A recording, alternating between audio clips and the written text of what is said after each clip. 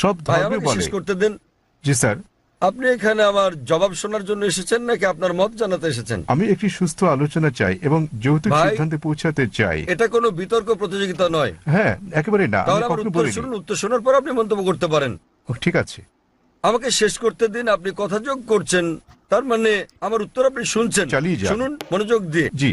আপনার মনের মধ্যে মহাভারতের কাহিনী চলছে, কি করে শুনবেন? দয়া করে যখন চালিয়ে যান। আপনি আপনার প্রশ্নের সময় কি আমি আপনাকে বাধা দিয়েছিলাম? দয়া করে চালিয়ে যান। আমি কি বাধা দিয়েছি? আপনি বাধা দেননি, দয়া করে চালিয়ে যান। সবকিছু লেখা আছে, প্রশ্ন করতে আসছেন, আমি কিভাবে আমি বলেছি। আমি জবাব দিচ্ছি, শুনুন। হ্যাঁ, তাতে এটা কি? আমার জবাব। তাহলে কেন আপনি মন্তব্য করছেন? সকলকে শুভ সন্ধ্যা এবং শুভ সন্ধ্যা ডক্টর নায়েক। আজ আমি এক মানুষ কথা বলছি মানবতার পক্ষে। এখানে ডক্টর নায়েক রয়েছেন।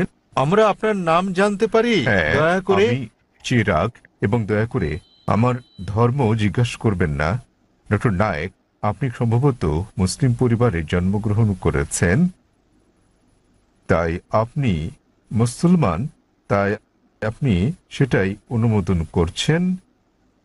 যদি আপনি হিন্দু পরিবারে জন্ম নিতেন তাহলে আজ আপনার হিন্দু ধর্ম হতে পারত। এক্ষেত্রে আমি মনে করি চরম জাতি কেন্দ্রিকতা থেকে আপনি ভাবছেন আপনার ধর্ম, সংস্কৃতি, বিশ্বাস ও ধারণা শ্রেষ্ঠ, তাই আপনি বলছেন যে শিখ অথবা আর্য সমাজ বা যে ধর্মেই প্রতিমা পূজা পরিত্যাগ করার কথা বলা হয়েছে সেটি আপনি সমর্থন করেছেন। আমার মতে একই জায়গায় ঘুরপাক না খেয়ে মানবতার ব্যাপক ধর্ম নিয়ে আমাদের আলোচনা করা উচিত। কোনো মন্তব্য কিংবা যুক্তি ভাই স্যার? খুব সুন্দর একটা প্রশ্ন করেছেন।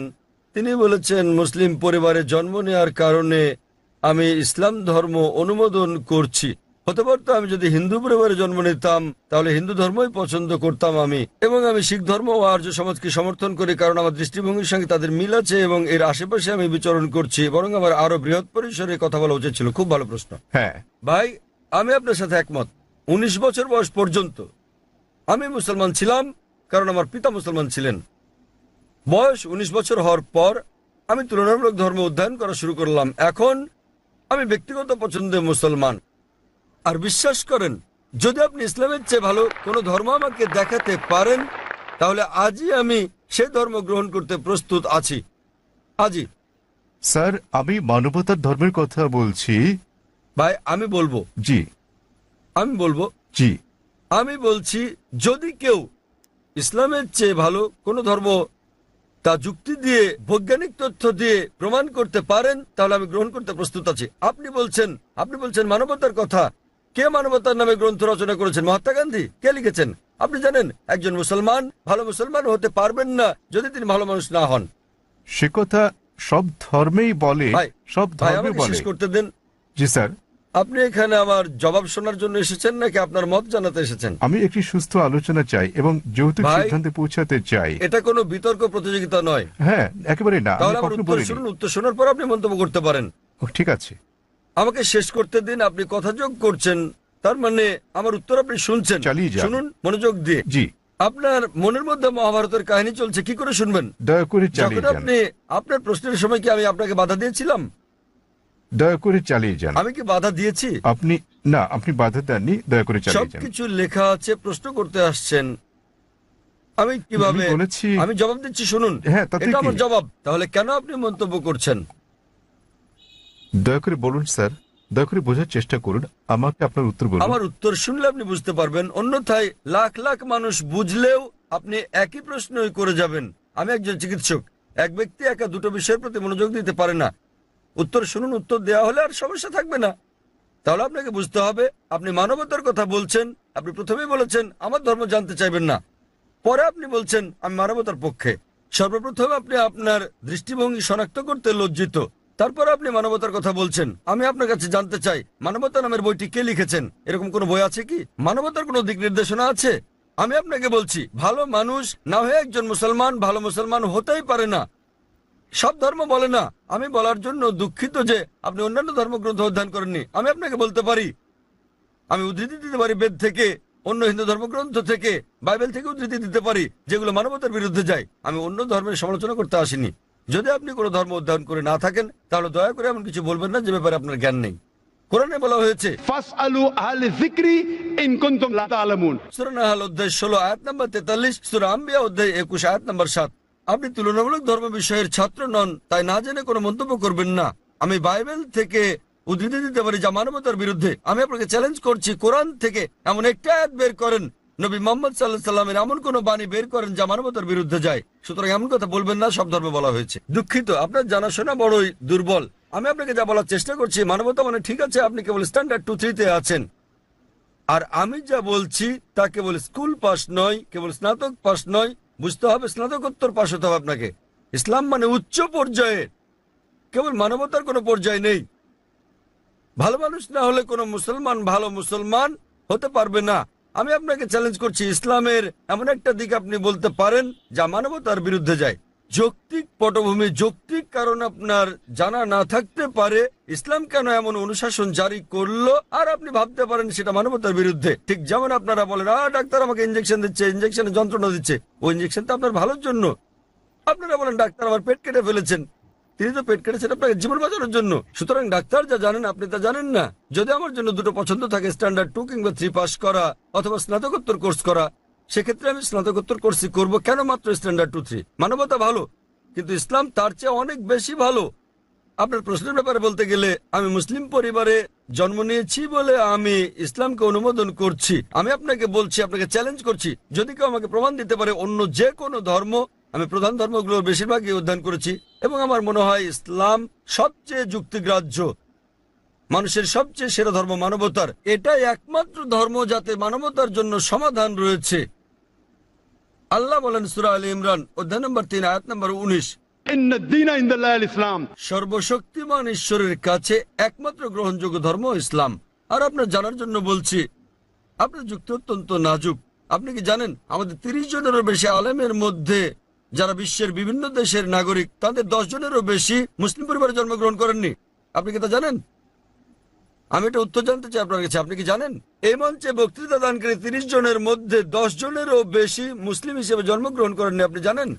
হ্যাঁ, আমি হতে পারে আমি বলছি। আপনাকে জিজ্ঞেস করছি, আপনি কি তা জানেন? না, আমি হ্যাঁ তা অথবা জানি না না। বলেন। তাহলে আপনার পুরো যুক্তি তো অসার।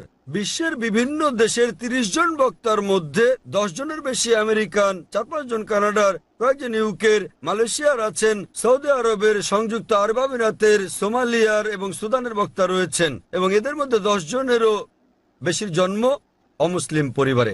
তারা বেড়ে ওঠার পর কেউ কিশোর বয়সে গ্রহণ করেছেন ইসলাম, কেউ 20-এর কোঠায় গ্রহণ করেছেন ইসলাম, কেউ বা 30-এর কোঠায় গ্রহণ করেছেন।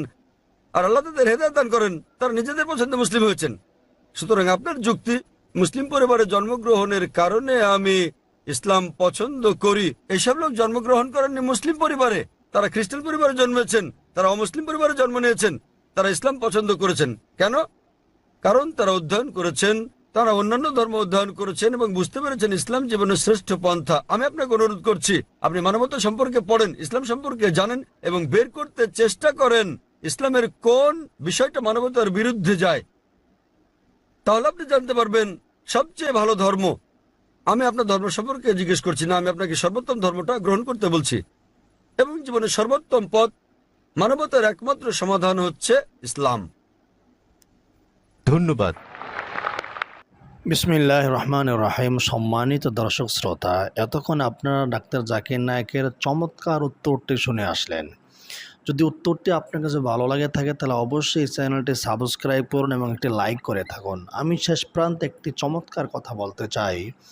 ডাক্তার জাকির নায়েক সাহেব তাকে চ্যালেঞ্জ করে বলেছেন, সে যদি কোরআনের কোনো আয়াত মানবতার বিরুদ্ধে প্রমাণ করতে পারে, রাসূলুল্লাহ সাল্লাল্লাহু আলাইহি ওয়াসাল্লামের কোনো হাদিস মানবতার বিরুদ্ধে গেছে প্রমাণ করতে পারে, তাহলে সে কোরআন ছেড়ে দিবে। এবং অন্য ধর্ম সত্য এটাও যদি কেউ প্রমাণ করতে পারে তাহলে জাকির নায়েক সাহেব সেটাও গ্রহণ করবেন বলে লক্ষ লক্ষ মানুষের সামনে স্বীকৃতি দিয়েছেন, সাক্ষী রাখে বলেছেন। এক্ষেত্রে আমি একটা কথা বলতে চাই, আমিও যদি চ্যালেঞ্জ দিয়ে বলি কোরআনের কোনো ভুল যদি কেউ দেখাতে পারে, যেটা বিজ্ঞানসম্মত সব কিছু দেওয়া যদি কেউ প্রমাণ করতে পারে, তাহলে আমার চ্যালেঞ্জকে গ্রহণ করতে পারবে না। এই চ্যালেঞ্জ সারা পৃথিবীতে লক্ষ লক্ষ অসংখ্য মুসলিমরা দিয়ে আসছে, এই চ্যালেঞ্জ কেউ গ্রহণ করতে পারে না। মুসলিমরা কেন চ্যালেঞ্জ দেয়? মুসলিমরা চ্যালেঞ্জ দেয় আল্লাহ রব্বুল আলামিন চ্যালেঞ্জ দিয়েছেন সেজন্যে। আল্লাহ সুবহানাহু ওয়া তাআলা কোরআনের শুরুতেই বলছেন এই কিতাবের মধ্যে কোনো ভুল তো দূরের কথা, সন্দেহ পরিমাণ নেই, ভুলের সন্দেহ পরিমাণ নেই, ভুলের লেশ মাত্রা পর্যন্ত নেই। এরপর আল্লাহ সুবহানাহু ওয়া তাআলা বলছেন যদি কোরআন নিয়ে তোমাদের কোনো সন্দেহ থাকে তাহলে এরকম একটি কোরআন নিয়ে আসো, অথবা এরকম একটি কোরআন তোমরা রচনা করে দেখাও। আল্লাহ তাআলা এরকম চ্যালেঞ্জ কোরআন কারীমের কয়েক জায়গায় দিয়েছেন। এই আল্লাহ পাকের চ্যালেঞ্জ আজ পর্যন্ত কেউ গ্রহণ করে নাই, আজ পর্যন্ত কোরআনের মতো অনুরূপ কোরআন কেউ আর একটা বানাতে পারে নাই। সুতরাং এই কোরআন চিরসত্য, এই কোরআন মহাসত্য, এই কোরআন চূড়ান্ত পর্যায়ের সত্য, এই কোরআন সত্য সত্য সত্য, এই সত্যের মতো কোনো সত্য পৃথিবীতে আর নেই। সুতরাং এই সত্য কোরআন যারা ধারণ করবে, যারা গ্রহণ করবে, তারা সত্যবাদী হয়ে যাবে, আর সত্যবাদীরাই জান্নাতের মেহমান হয়ে যাবে। আল্লাহ সুবহানাহু ওয়া তাআলা আমাদেরকে এই কোরআনকে সঠিকভাবে যথাযথভাবে ধারণ করার, লালন করার, প্র্যাকটিক্যাল এইভাবে কোরআন ধরার তৌফিক দান করুন, বলুন আমিন।